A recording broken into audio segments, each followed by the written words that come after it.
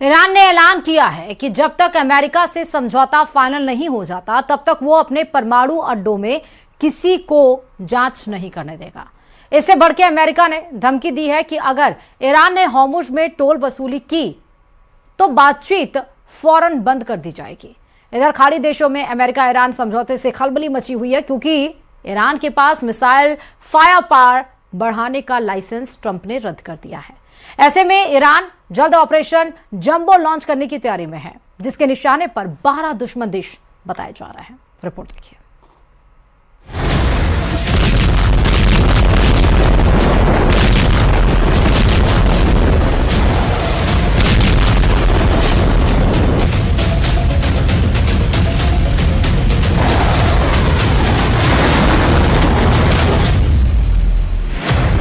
यहां दिन रात 24 घंटे ऑपरेशन हो रहा है।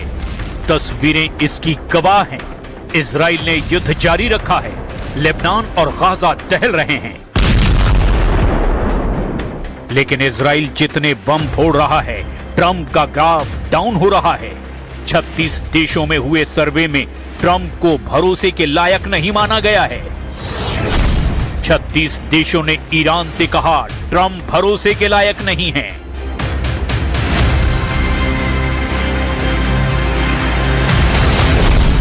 ग्लोबल सर्वे देखकर मुस्तफा का दिमाग भन्नाया।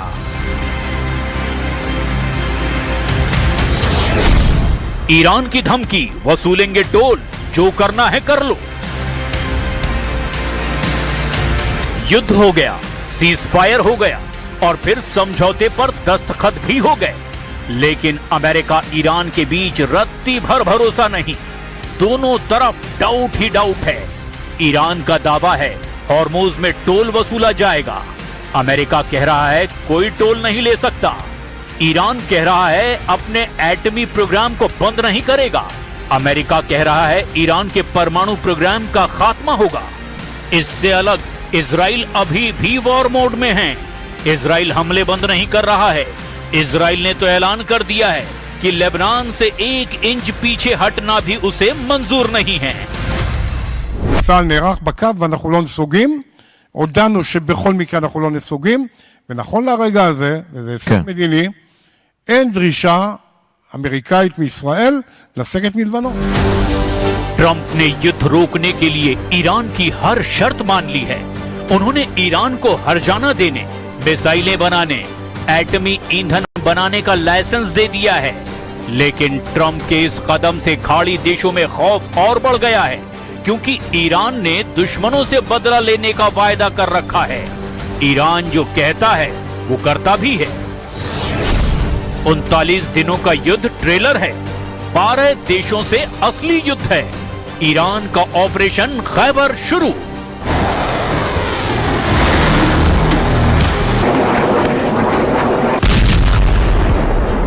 अभी तक तो सिर्फ आजमाइश थी। ईरान ने अमेरिका, इजराइल को आजमा लिया। अब बारी उनकी है, जिन्होंने ईरान को धोखा दिया, जिन्होंने ईरान के सुप्रीम लीडर को खतरा कहा, जिन्होंने अमेरिका, इजराइल को ईरान पर हमला करने के लिए भड़काया। उनके खिलाफ रिवोल्यूशनरी लड़ाके ऑपरेशन फतेह खैबर रिपीट करने वाले हैं। फतेह खैबर का पहला राउंड 1 मार्च 2025 को देखा गया था। तब ईरान ने 12 देशों को एक साथ मिसाइलों से दहलाया था।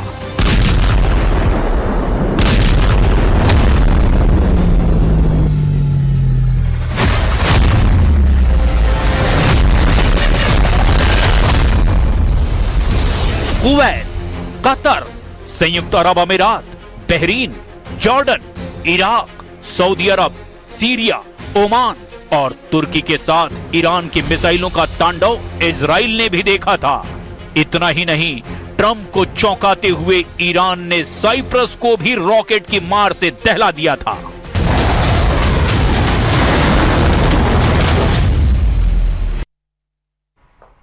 ट्रंप अच्छी तरह जानते हैं कि ईरान का मसला अभी सुलझा नहीं है, ना जल्द सुलझने वाला है, क्योंकि ईरान को अभी दुश्मनों से बदला लेना है। ईरान सबसे पहले बहरीन को टारगेट बना सकता है, क्योंकि बहरीन को ईरान अपना हिस्सा मानता है। रिपोर्ट देखिए।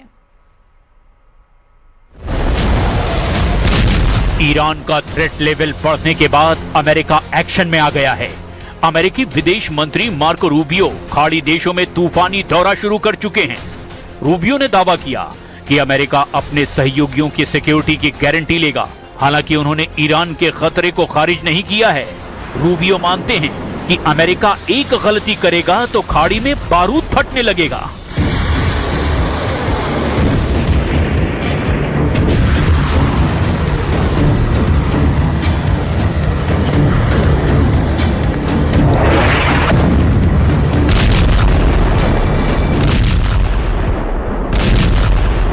We're not going to do anything that undermines the security of our allies, our long-standing allies in the region.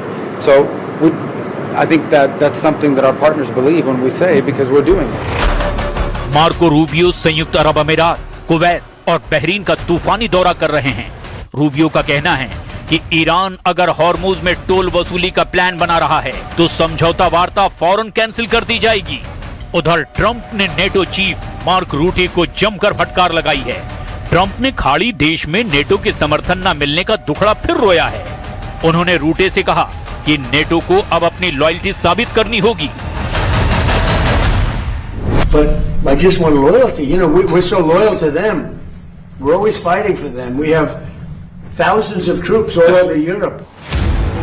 Trump अच्छी तरह से जानते हैं कि ईरान का मसला अभी सुलझा नहीं है, ना ही ये जल्द सुलझने वाला है, क्योंकि ईरान को अभी दुश्मनों से बदला लेना है। ईरान सबसे पहले बहरीन को टारगेट बना सकता है, क्योंकि बहरीन को ईरान अपना हिस्सा मानता है। दरअसल ईरान जब फारस हुआ करता था तब बहरीन उसका हिस्सा था। 12 नवंबर 1957 को ईरान के शाह रजा पहलवी ने बहरीन को 14वां राज्य घोषित किया था। इसके कई साल बाद 1970 में संयुक्त राष्ट्र के दखल के बाद बहरीन आजाद देश बना। ईरान में इस्लामिक क्रांति के बाद बहरीन को फिर से वापस लेने की मांग तेज हुई। साल 1981 में बहरीन के सुन्नी शासकों ने ईरान पर तख्ता पलट के आरोप तक लगाए थे, लेकिन जैसे ही खाड़ी में अमेरिका की एंट्री हुई, सारे समीकरण ही बदल गए। अमेरिका ने बहरीन में अपने 5वें जंगी बेड़े का मुख्यालय बनाया। 1 जुलाई 1995 को यूएस फोर्स ने 5th फ्लीट का मुख्यालय मनामा में एक्टिव कर दिया। अमेरिका के हथियारों की तैनाती के बाद से बहरीन का डर कुछ कम हुआ, लेकिन 2026 की जंग में जिस तरह ईरान ने अमेरिका के सैन्य अड्डों को दहलाया, उसके बाद अब फिर से बहरीन जैसे ईरान के दुश्मनों की धड़कनें बढ़ी हुई हैं, क्योंकि स्ट्रेट ऑफ हॉर्मुज को लेकर के फिर से युद्ध का माहौल बनता जा रहा है। ईरान ने हॉर्मुज गलियारे से अलग ऑयल रूट बनाने की पहल का विरोध किया है। ईरानी नेवी ने धमकी दी है कि हॉर्मुज की जगह दूसरे तेल रूट बनाने की कोशिश का जवाब दिया जाएगा। नए रास्ते से गुजरने वाले तेल टैंकरों को ईरान ने उड़ाने की धमकी दे दी है। این مسیر جدید غیر قابل قبول و کاملا خطرناک است و تنها مسیر مجاز برای عبور از تنگه هرمز همان مسیرهای اعلام شده از طرف ایران است.